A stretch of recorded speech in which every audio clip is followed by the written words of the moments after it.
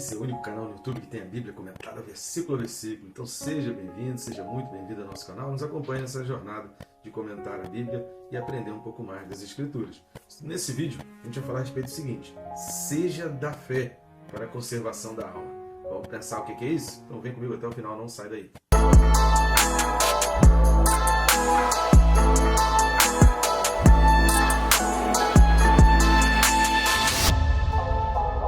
Vamos juntos, querido, nessa tarefa, nessa missão de aprender um pouco mais da Escritura, mas se você está assistindo aqui, não deixe de se inscrever, né? É rápido e fácil, clica no botão inscrever, pronto, já vai estar inscrito no canal. Eu recomendo ainda você clicar no sininho, que vai te ajudar muito, não só para você ter a disciplina de diariamente estar estudando a palavra, você saber, te lembrar, poxa, eu preciso da palavra hoje, eu preciso da Bíblia, a gente deixa para depois, às vezes depois não chega nunca, e também vai te ajudar a parar, né? Fazer você parar, fazer o teu devocional e entender um pouco mais das Escrituras através desses vídeos que a gente tem deixado aí, com tanta explicação para ajudar as pessoas. Tem muita gente que diz que não consegue ler a Bíblia, que tem dificuldade, que a Bíblia é um texto muito difícil para conseguir entender, que não consegue entender muita coisa. Então aqui a gente está ajudando, a gente tem abençoado e ajudado muita gente, e a gente pode fazer ainda muito mais, tá certo? Então vamos lá, o texto desse vídeo, Hebreus capítulo 10, o versículo 39. Hebreus 10, 39 diz assim: nós, porém, não somos dos que retrocedem para a perdição, somos, entretanto, da fé para a conservação da alma. Muito legal essa colocação aqui, depois daquilo que a gente viu nos dois últimos vídeos, na citação que ele faz aqui do texto de Abacuque. Então é muito importante a gente entender isso que ele coloca aqui, porque ele está fazendo um desfecho de um assunto que ele vai começar agora a abordar a questão da fé, do fortalecimento da fé, né? Os capítulos 11 e 12 são exatamente em função do momento em que aqueles leitores da carta aos Hebreus estavam vivendo, né? De muita perseguição, de muita luta, de confisco de bens, de perda. Então, eles precisavam encontrar, como diz Jeremias, né? Que a gente venha trazer à memória aquilo que traz esperança. Então, eles precisavam trazer à memória o que traz esperança. Sempre lembrando que eles não tinham Bíblia, né? Nem escrita, nem papel, não tinha versão nenhuma, não existia imprensa ainda, não existia nem energia elétrica, que dirá internet ou algum tipo de dispositivo. Então, a única coisa que eles tinham realmente era o que era falado, o que era pregado, e as cartas que iam sendo escritas pelos apóstolos, por aqueles que receberam de Jesus e iam deixando para fortalecer a fé. Isso era tudo que eles tinham. Mas para alguns hoje talvez seja pouco, mas para eles foi fundamental para fortalecer a fé e fazer o cristianismo crescer. Por mais que cristãos fossem mortos quase que diariamente, do ano 49, 50 aí, né? Mais precisamente do ano 64 até o ano 313, foi praticamente diário, 250 anos praticamente ali de cristãos sendo mortos diariamente, e os números de cristãos não paravam de crescer. Então, antes da gente entrar a fundo nesse versículo, para compreender um pouco mais, eu peço algumas ajudas suas para o nosso canal. Fazemos esse trabalho de forma totalmente independente, nós não temos ajuda de nenhuma instituição e contamos para a expansão com a sua ajuda. Então, nós juntos vamos caminhando, levando a palavra de Deus para mais pessoas. Como você pode estar nos ajudando? A primeira delas, né, a primeira coisa que você pode estar fazendo é de graça, não vai custar nada para você, é rápido e fácil. Você vai clicar em curtir, comentar e compartilhar, o famoso aí triplo C, né? Curtindo e comentando no YouTube, começa a perceber que esse vídeo ele é importante, vai indicando, recomendando para outras pessoas, e compartilhando, você leva para pessoas que talvez nunca fossem receber essa indicação ou recomendação do YouTube. E uma outra forma que você também pode estar ajudando no nosso canal, também o nosso ministério, é lendo aqui esse QR Code aqui do lado, ou indo aqui na descrição, nos links que tem aqui embaixo, mais precisamente o primeiro link. Esse QR Code ou o primeiro link da descrição vão abrir um menu de opções pelo qual você vai ter acesso aos nossos livros, que são esses que estão aparecendo aqui do lado, livros que eu mesmo escrevi, que eu recomendo muito a leitura, são leituras indispensáveis, e ali no menu você vai ter a opção de comprá-los em papel ou em formato digital. Tem o nosso canal na Amazon, tem no Mercado Livre, tem na Hotmart, então tem vários preços ali e formas de você estar adquirindo o livro. Faça aí a sua escolha, fique à vontade, só não deixe de comprar um livro nosso, tá certo? Então vamos lá? Primeira coisa que a gente vai observar, que chama a atenção aqui, é o nós. No versículo 39, ele fala nós. E parece muito, o que está sendo falado aqui, com o que ele escreveu no capítulo 6, de 9 a 12. Vamos dar uma lida lá? Hebreus 6, de 9 a 12. Hebreus 6, de 9 a 12 diz assim: quanto a vós outros, todavia, ó amados, estamos persuadidos das coisas que são melhores e pertencentes à salvação, ainda que falamos desta maneira. Porque Deus não é injusto para ficar esquecido do vosso trabalho e do amor que evidenciastes para com o seu nome, pois servistes e ainda servis aos santos. Desejamos, porém, que continue cada um de vós, mostrando até o fim a mesma diligência para a plena certeza da esperança, para que não vos torneis indolentes, mas imitadores daqueles que, pela fé e pela longanimidade, herdam a promessa. Então ele está falando também daqueles que perseveram e que pela fé herdam a promessa, mas aqui no capítulo 6, ou lá no capítulo 6, de 9 a 12, o autor ele fala na segunda pessoa, por isso eu fiz questão de frisar o vós, o evidenciastes, vos torneis, né? Então ele fala na segunda pessoa. Aqui em Hebreus 10, versículo 39, ele já está falando em primeira pessoa, ou seja, ele está se incluindo. A gente vai entender um pouco isso quando você lê Hebreus 6, de 4 a 8. Nós temos já vídeos aí de todos esses versículos anteriores de Hebreus, nós já temos vídeo disponível no canal. E Hebreus 6, de 4 a 8, que é um texto complexo, muito complexo, em que é motivo de muitas discussões aí no campo teológico, a gente tenta esclarecer e trazer à luz aquilo que realmente importa. Então são 4 vídeos correspondentes a Hebreus 6, de 4 a 8, que a gente vai abordando o contexto do que está sendo dito ali na Escritura, que vale muito a pena. Então assista esses vídeos de 4 aí até o 12, Hebreus 6, de 4 ao 12, para você compreender melhor. Porque quando a gente vê Hebreus 6, de 4 a 8, que está falando daqueles que realmente, daqueles que se perdem, que está falando dos que retrocedem, que está falando daqueles que abandonam, está falando daqueles que desprezam o que a fé pode proporcionar para eles, a gente entende que a partir do versículo 9, então, é uma admoestação, é uma advertência, porque na mente do autor da carta aos Hebreus, ainda que alguns estivessem se perdendo, ainda que alguns estivessem voltando ao vômito, ainda que alguns estivessem voltando àqueles senhores que eles tinham abandonado anteriormente, havia ainda ali no meio crentes fiéis, crentes empenhados em perseguir, e que o autor ali entendia assim, poxa, esse daqui só está precisando de uma força, está precisando de empurrão, está abatido, está triste por causa das situações, por causa do contexto que ele vive, mas eu acredito e eu creio nessa fé que pode dominá-lo e pode carregar. Então aqui em Hebreus 10, 39, já não é mais uma admoestação, já não é mais uma advertência para alguns, mas ele está lançando uma palavra profética, e nesse lançar de uma palavra profética ele está se incluindo nisso dali. Então essa palavra profética dele traz esse tom do pertencimento, da identidade. Quem nós somos? Essa é uma pergunta muito importante que a gente precisa fazer.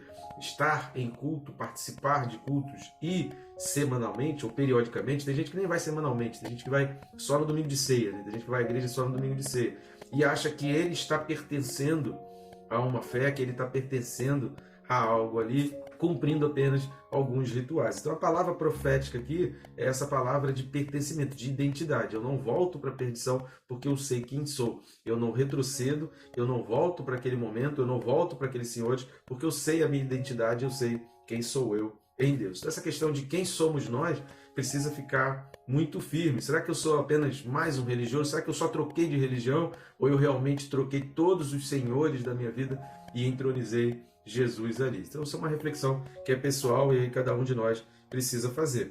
E aí dentro dessa questão da identidade, ele vai falar, olha, não somos dos que retrocedem para a perdição. No versículo 38 ele vai falar, olha, se retroceder nele não se compraz a minha alma. Ou seja, Deus falando aqui, né, daquilo que ele sente, né? Quando fala não se compraz a minha alma, está falando de sentimento de Deus, está falando de é o que a gente fala de antropomorfismo, né? Está falando, está atribuindo a Deus sentimentos humanos, dizendo que a alma, que é a psique, né, que é a origem das tuas emoções, dos teus sentimentos, está falando que Deus não se alegra com aqueles que voltam. Só que no versículo 38 ele diz apenas se retroceder. Aqui no versículo 39 ele completa retroceder para onde, né? Voltar para onde. E aí ele vai dizer, não somos dos que retrocedem para a perdição. Então ele entende que ao abandonar Cristo, ao abandonar a oportunidade, ao abandonar a oferta que Cristo fez por nós, a gente está voltando para a perdição. E essa palavra perdição, no grego, ela significa destruição total.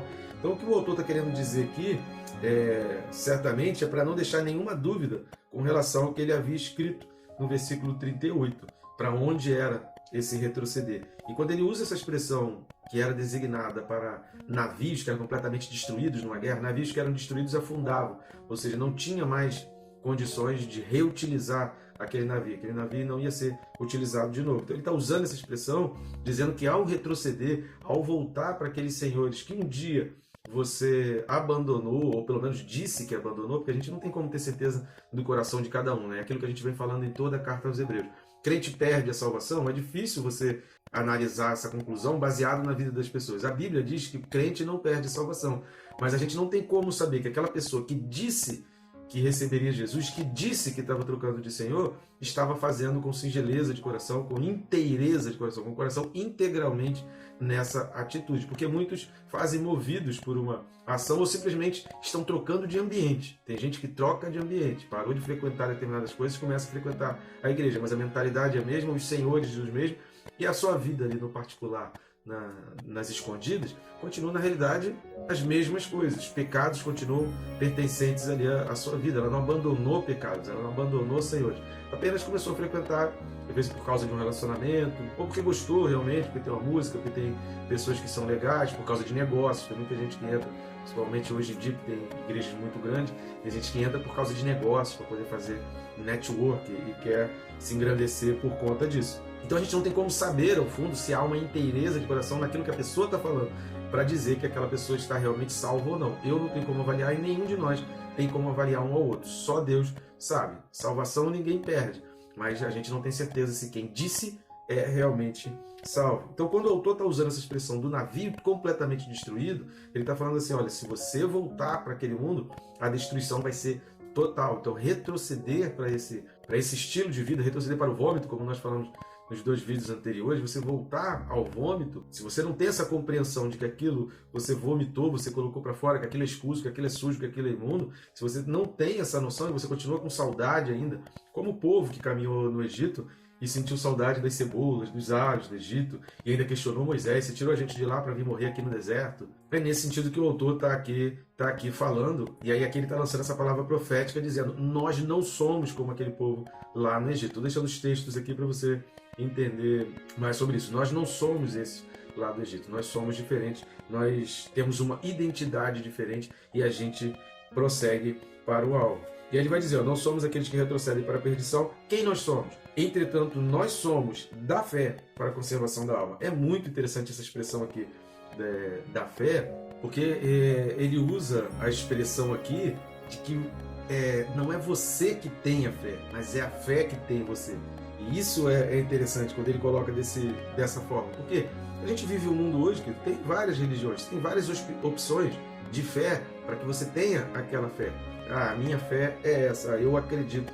A gente tem um monte de tipos de fé que eu posso dizer, eu acredito nisso, eu creio nisso. Então a gente tem aquela fé. Mas aqui ele está falando que não é que a gente tenha uma fé, mas é que o cristianismo, ele é a única religião em que a fé é que tem você. A fé é que te conduz. Por isso ele fala pela fé. Por isso o autor ele vai falar lá no capítulo 6, essa expressão daqueles que pela fé e pela longanimidade herdam a promessa. Ou seja, não é simplesmente algo que você tem, mas é você ser conduzido, você permitir que essa fé te carregue, você ser tomado por essa fé. Então é esse Espírito, esse poder do Espírito em Cristo é que vai fazer isso. Isso só vai acontecer quando eu faço como Ezequiel. Lembra da passagem de Ezequiel, que ele vai entrando no rio, e Ezequiel vai entrando, e enquanto ele vai tendo domínio da água, ele não sente ainda o poder de Deus, ele não vislumbra ainda as coisas que Deus tem. Mas é quando os pés dele já não tocam mais ao chão, leia o texto que está escrito aqui, é quando os pés dele já não tocam mais o chão, que ele fica inteiramente nas mãos de Deus, e aí sim ele começa a ter uma visão, a entender completamente aquilo que Deus está falando. Por quê? Porque ele já perdeu o controle sobre ele mesmo e agora a água está carregando. Então, enquanto a água estava subindo, né, nos joelhos, nos artelhos, nos lombos, no peito, mas o pé dele tocava aí no chão, ele estava com aquela sensação de que ele estava tendo domínio. Só que quando os pés já não tocavam mais o chão, ele estava inteiramente nas mãos de Deus. E isso precisa acontecer conosco. E muita gente volta, e aí muita gente, antes que Deus o segure, a pessoa retrocede, a pessoa volta, porque ela tem medo de estar nas mãos de Deus em função de várias decepções, várias frustrações e vários problemas que já teve no passado. Então Deus quer nos libertar dessas prisões no passado e fazer a gente entender que estar nas mãos de Deus é estar no melhor lugar. E a gente só consegue fazer isso quando a gente se desprende. Às vezes o medo é um dos senhores que a gente precisa abandonar. O orgulho é um dos senhores que a gente precisa abandonar. E aí quando a gente começa a abandonar esses senhores, cada vez mais a gente vai caminhando na direção de tirar os pés do chão e permitir que a gente seja carregado. Então essa expressão que ele usa aqui, nós entretanto somos da fé, ele está falando a fé é que nos tem, a fé é que nos carrega. Você vai observar muito isso no livro de Atos. Leia o livro de Atos, em várias passagens você vai ver, e o Espírito Santo compeliu Paulo para ir, e o Espírito Santo impediu Paulo de ir, e o Espírito Santo disse para Paulo sair dali e ir para outro lugar. Cara, Paulo estava completamente entregue nas mãos do Espírito Santo, e era o Espírito Santo quem o movia. Então ele, em pouco tempo, ele implementou, ele fez discípulos, ele pregou a palavra, ele fez um monte de coisa, foi também apedrejado, açoitado, sofreu naufrágio, foi picado por cobra, escorpião. Um monte de coisa aconteceu com ele num pequeno intervalo de tempo, mas ele foi poderosamente usado por Deus. E se hoje a gente tem ainda grande parte do Novo Testamento, a gente atribui isso a Paulo e a esse fato dele ter se desprendido para ficar inteiramente sendo carregado pela fé. Essa é que é a questão. Porque quando a gente é carregado pela fé, a gente tem a conservação, que também significa aqui preservação da nossa alma. Então essa preservação, essa conservação da nossa alma, que só acontece quando a gente permite pertencer a essa fé, quando a gente permite ser carregado, conduzido, ser levado por essa fé. Já não é mais você que tem essa fé. Você iniciou esse caminhar com uma crença. É o que o autor vai falar, que a gente vai falar ainda em alguns versículos mais para frente. É impossível que a gente consiga agradar a Deus sem santidade, mas também é impossível que a gente consiga ver Deus sem santidade, mas também a gente não pode agradar a Deus, porque é importantíssimo que aquele que se aproxima de Deus creia que Ele é galardoador, creia que Ele tem o poder. Então, inicialmente, você vai crendo. E essa crença de que Deus pode fazer por você, que Deus pode te alimentar, como Jesus falou, olha os lírios do campo, olha os pássaros, as aves, dos céus, eles fazem os seus ninhos e Deus os alimenta, Deus os veste, Deus cuida deles. Então, essa certeza de que Deus vai cuidar sempre de nós é que precisa estar muito dentro do nosso coração para que a gente consiga se desprender daqueles senhores que a gente tinha lá atrás e a gente consiga entronizar Deus. Então, o sentido de entronizar Deus é permitir que essa fé tome você, que essa fé carregue você, que essa fé te controle, que você entregue totalmente o controle da tua vida nas mãos de Deus. Para quê? Para a conservação, para a preservação da tua alma. Porque quando a fé toma você, a fé te protege, a fé protege a tua alma, a tua psique, e aí você já não é mais ferido, você é tratado, você é curado, você é sarado, e você está num ambiente de proteção para a tua alma. Podem até aniquilar o teu corpo, mas na tua alma você está firme. Isso segurou os cristãos até que o ano 313 todo mundo fosse considerado então um cristão através da conversão de Constantino. Muitos questionam, a gente tem muitas questões que a gente pode falar com relação a Constantino, a gente já falou do que aconteceu no ano 313, nos vídeos aí anteriores, nos 3 últimos vídeos, mas assim, uma coisa é certa, foi a mão de Deus para dar fim a 250 anos de uma perseguição severa, cruel e macabra que estava acontecendo. Mas essa perseguição severa, cruel e macabra não impediu o cristianismo de crescer, e o cristianismo então só foi avançando, só foi crescendo no mundo. Por quê? Porque eles entenderam que era a fé quem os tinha, que a fé era quem os carregava e que essa fé conservava a sua alma, ainda que no corpo, na vida ou nesta vida eles pudessem ter qualquer tipo de sofrimento. Eles conseguiam fazer essa distinção. Isso segurava os cristãos. É essa identidade que o autor aqui ele vem ressaltar e reforçar. Quem somos nós como cristãos? Quem somos nós em Cristo Jesus? Que nós sejamos da fé para a conservação da alma. Não apenas que a gente tenha a fé, mas que a gente seja da fé. Tá bom, gente boa? Até o próximo vídeo aí. Que Deus te abençoe rica e abundantemente.